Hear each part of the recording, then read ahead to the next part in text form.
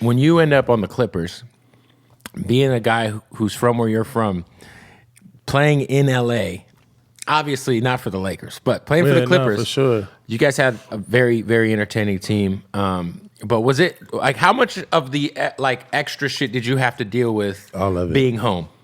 All of it.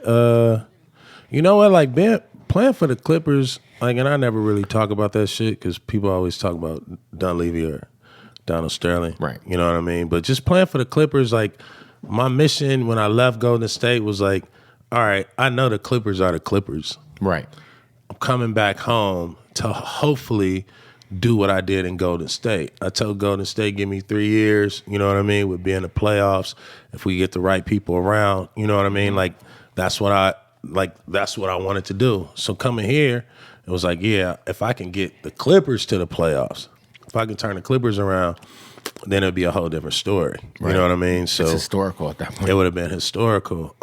And so, like, that was kind of like my mission. It was like, I need to get through those first 3 years because the first 3 years is all bullshit. You know what I mean? You got to clean up, you know, all of just negative shit that be going around, and you got to protect your teammates, and then you got to build your teammates to where they feel like they can walk in, like we walking in the season and like it's just us. You know what I mean? And then it's us and the coaches, and then everybody else is our family. You know what I mean? And I think with the Clippers, it was just, that shit was just hard, bro. That shit was just hard because it was a lot of racism, sexism, backstabbing, people telling lies, snitching and shit. I was like, man, I thought we came to work to play basketball. So all of the Donald Sterling shit was very accurate. Extremely accurate. You know, I mean, besides him, you know, being like a piece of shit and the scum of the earth, like he's actually that. Speaking of extorted, he got shook down for real. Shorty had him on camera, on video. Yeah, she did him dirty, but he deserved it. He deserved it. Hell yeah, he deserved way more than that, bro. You know what I mean? Yeah. He deserved a lot worse than that.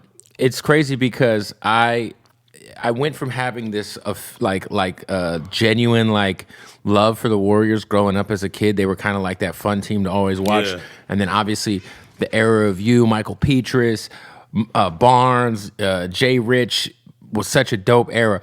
But then fast forward to this whole last like decade of basketball, I fucking cannot stand these Warrior fans. Now, again, because they knew.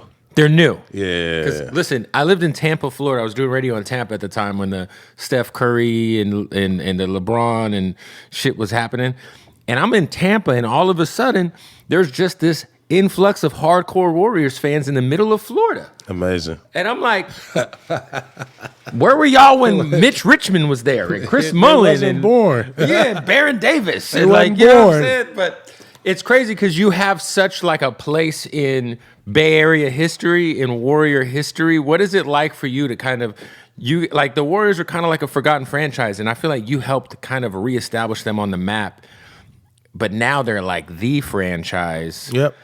What's that like to kind of just witness, like, It's amazing, man. You know, I just consider myself the curse breaker. You are the curse breaker. I mean? I am definitely the curse breaker. And I just kind of like, I love watching the Warriors play. Right. Obviously, they play the right way. I'm a huge Steph Curry fan. Yeah. I never forget saying to the Warriors, like, when I signed with the Clippers, like, y'all don't even, like, y'all gonna forget about me. Like, this kid he's next. He's your future. And when they win the championship, I feel like I win too. You know what I mean? And, you know, I would say just for us with the We Believe squad and me in the Bay Area, it wasn't just the on the court, it was off the court. It's being accessible to the people in Oakland, San Francisco, in the hood, right, in corporate, in tech. And so, like, you know, the Bay Area to me is home.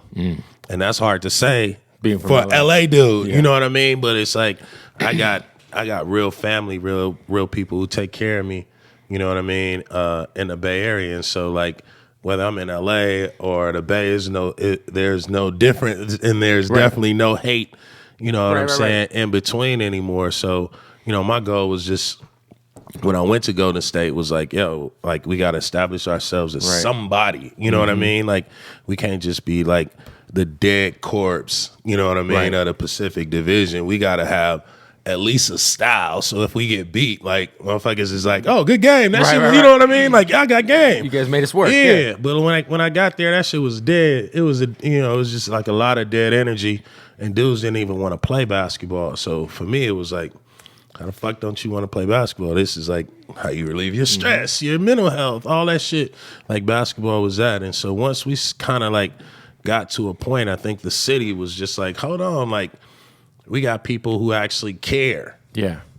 Because nobody, like before, whether you wanted to be there or not, you didn't know because they just kept trading coaches and players in and out. Don you know Nelson what I mean? was a coach for you guys, right? Don Nelson. Mike Montgomery was the coach when I first got there. And then we had a little success at the end of the year. And then they brought him back, which was a bad move for the second year. And he started coaching, you know what I mean, which is Yeah. not probably something he can really do well. But he's a good dude. And then Don Nelson came in after Mike Montgomery got fired. For the We Believe year. Yeah. Crazy. And then the We Believe year, dog, it was crazy. We sucked that year, the whole year. I mean, you guys were the 8 seeds. So you guys snuck into the playoffs. Barely snuck Right. in. Like, at All-Star break, there was, like, we were the odd person out. Kind of like the Lakers this year. Yeah, a lot like how the Lakers were. They were the 13 seed at the All-Star break. That's like, exactly where we were. And then all of a sudden, we hit a run. Like, we figured it out. You know what I mean? Like, were you there the year that Steph got drafted, or was that in the offseason I when got you left? traded. Yeah. That offseason. Yeah, so we missed the playoffs. I go to the Clippers.